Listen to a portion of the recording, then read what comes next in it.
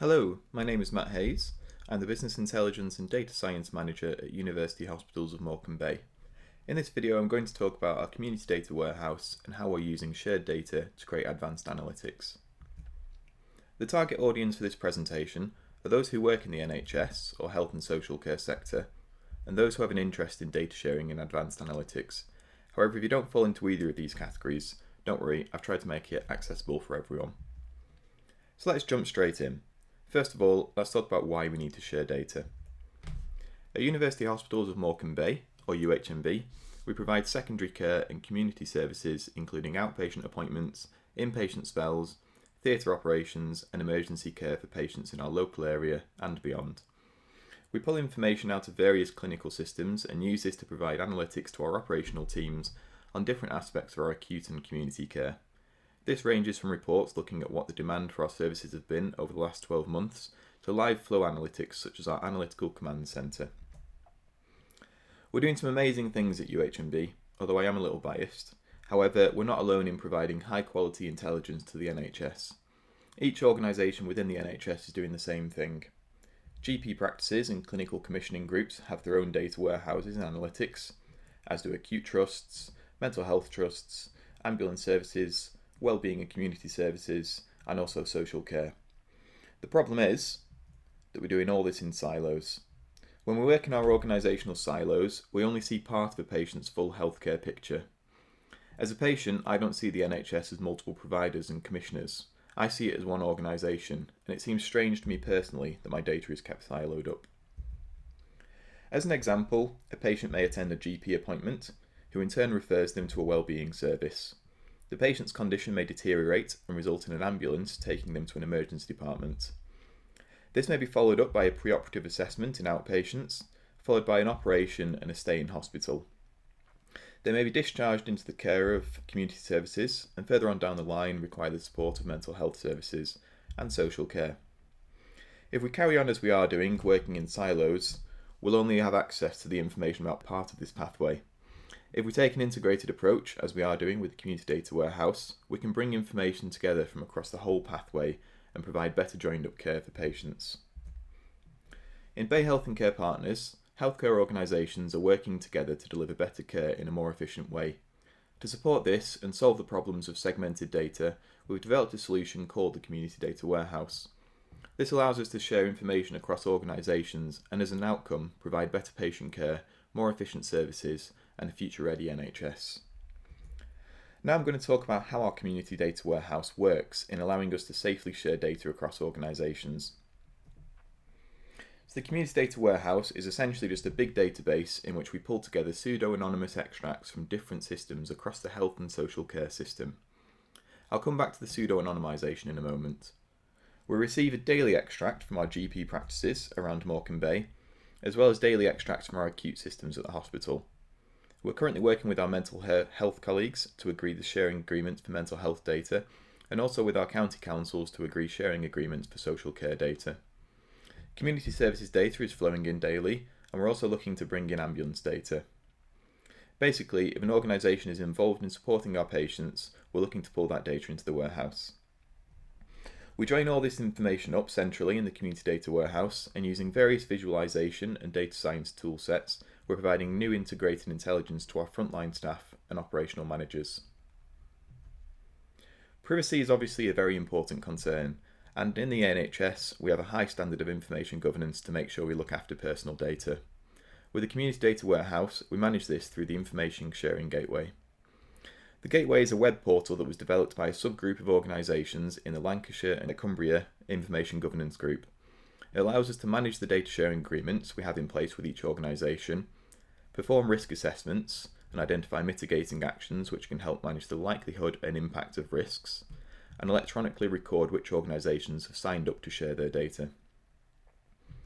How we secure patient information is through a process of pseudo-anonymisation. Take this patient, Jane Doe. Across our healthcare system we hold information about her date of birth, her NHS number, this being a unique identifier that all patients in the NHS have, her postcode, her gender and her various health conditions. In the Community Data Warehouse, we remove any direct identifiers such as name and obfuscate others such as date of birth and postcode so that we can't use this information to directly identify individuals. The only identifier that we keep is the NHS number, but this is passed through a one-way hashing algorithm that produces a new identifier. Basically what this means is that the NHS numbers are scrambled in an unidentifiable way, but it happens the same way regardless of what system the patient's information has come from. So Jane's record in the hospital can be linked through to Jane's record in her GP practice to create a truly shared record. We can use this shared record to create new joined-up intelligence and provide this to our frontline staff. A GP may look at our stroke dashboard, notice that they have an issue with anticoagulation in their population, and then drill down to the patient level information. Whilst analysts using the Community Data Warehouse can't access real NHS numbers, we do have a process of re-identification to enable our healthcare providers to perform direct care. It wouldn't be very useful if we highlighted risk with patients but didn't let our GPs see who these patients were. Our healthcare providers can then take these NHS numbers, look them up in their medical record systems, and use the information to make a difference to patient care. In this final section, I'm going to give an overview of the sorts of things we're now able to do thanks to the Community Data Warehouse. The power of integrated data means that we can create new dashboards and analytics bringing together information across our health and social care system. We've created a range of disease-specific dashboards that cover both primary and secondary care, as well as population health analytics that help us to understand the different cohorts of our population. The Community Data Warehouse has also created countless opportunities for applying data science techniques to help us understand previously undetectable trends. We can develop predictive models to understand our services, allowing us to be proactive with our patient care and future-proof the NHS. Finally, we're using linked data to feed back to frontline staff through risk profiling, only made possible by having linked data. The key to all this is providing insights to our communities, and that's a real important part of the Community Data Warehouse. Here's an example of the type of analytics we're creating with the Community Data Warehouse. We've developed a stroke dashboard that allows clinicians and care coordinators to reduce the risk of patients having strokes. On this part of the dashboard, we can see a profile of our population for patients who have a history of stroke. We can see that these patients tend to be older and are more likely to be male and tend to have higher BMIs.